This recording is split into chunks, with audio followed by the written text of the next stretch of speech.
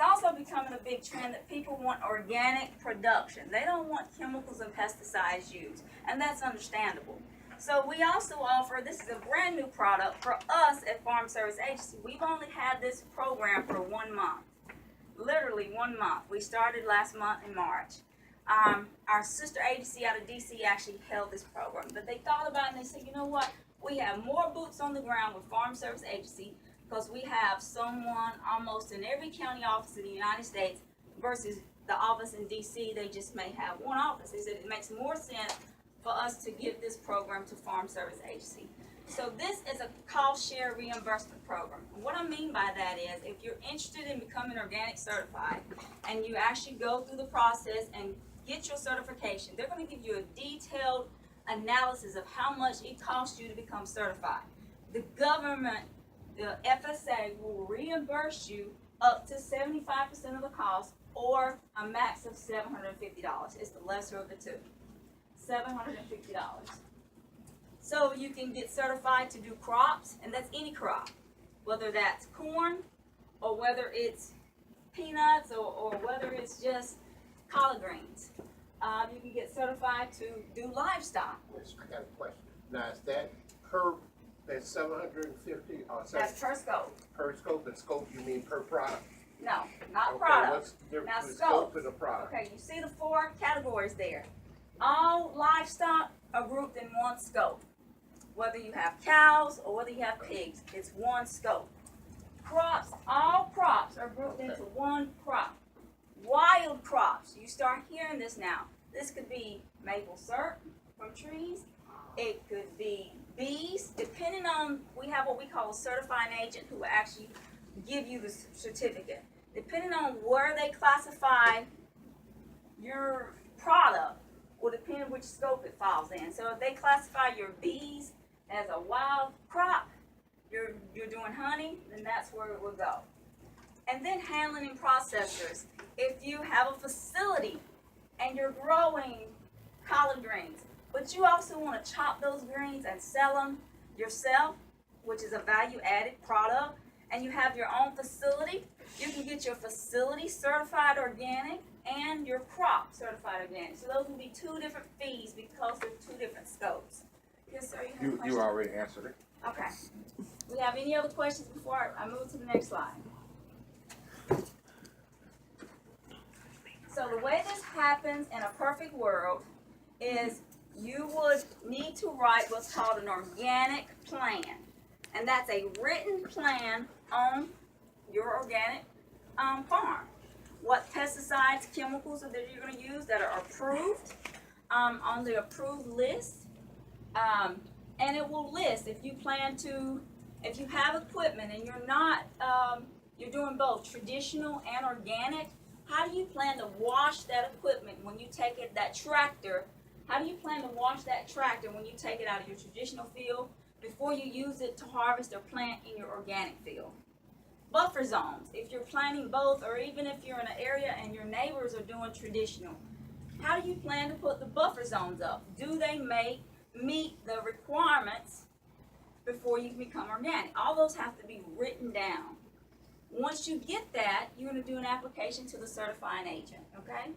You can see that's the website to contact. There's actually 2 websites. The first one is one, the second one is another one. But they both will lead you to the certifying agent. And the closest one to us, if I'm not mistaken, is Athens, Georgia.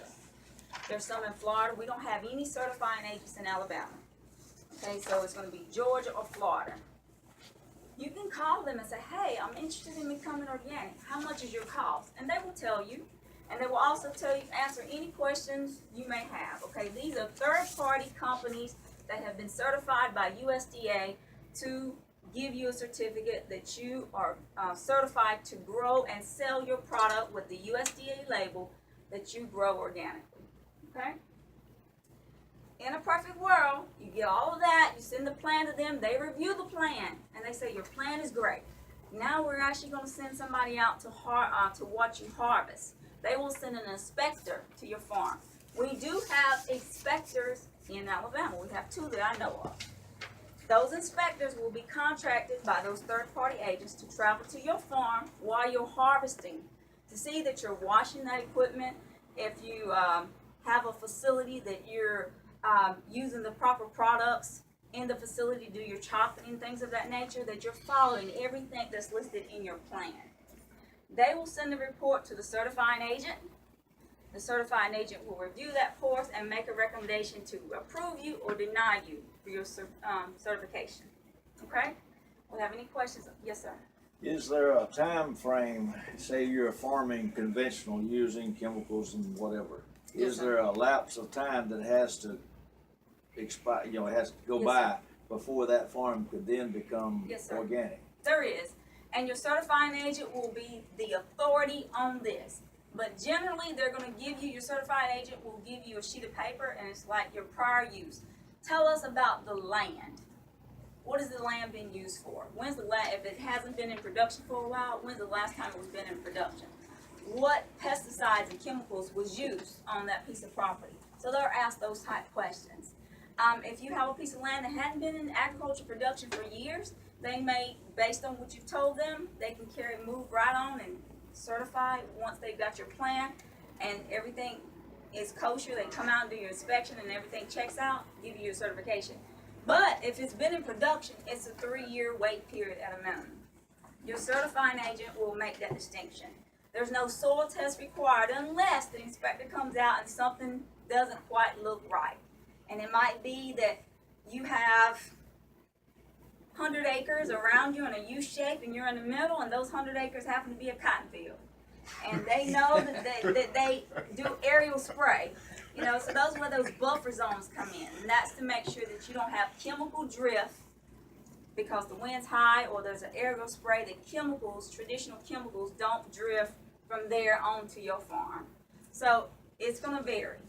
Is there a website that you can go on and find out what chemicals are Yes, sir. approved for organic farms? Yes, sir. There is a handbook, actually. So when you go to that website, you'll be able to review the handbook. But there's a list of prohibited chemicals and chemicals that you can use. But your certifying agent would be the authority on that, and you would need to talk to that certifying agent. If you have a question, Is either of these websites here with the one that says AMS, organic, AMS, sir. that's, Yes, sir. that's the middle one. yeah. Yes, sir. That website, and like I said, your actual certifying agent, they can tell you if, and their steps is very detailed, and I didn't mean to get this detailed. That's I all thought right. They had That's all right. questions. There are steps you're going to have to take, even down to the seeds. You can't buy a GMO seed. There's got to be a non-GMO seed, and you have to buy it from an approved source. Again, your certifying agent can walk you through that complete process. The products used have to have the Armory seal. A lot of stuff that we see in Lowe's and Home Depot or Walmart, it may say organic, but it doesn't have that Armory seal. But a lot of times, individuals that I know that are organic, they say they have such a great relationship with their certifying agent. If they call them or send them a picture of the product, they'll give them the green light or say absolutely not, can't use that product. Okay? So it varies, and you have to make that relationship and network. So call your certifying agent.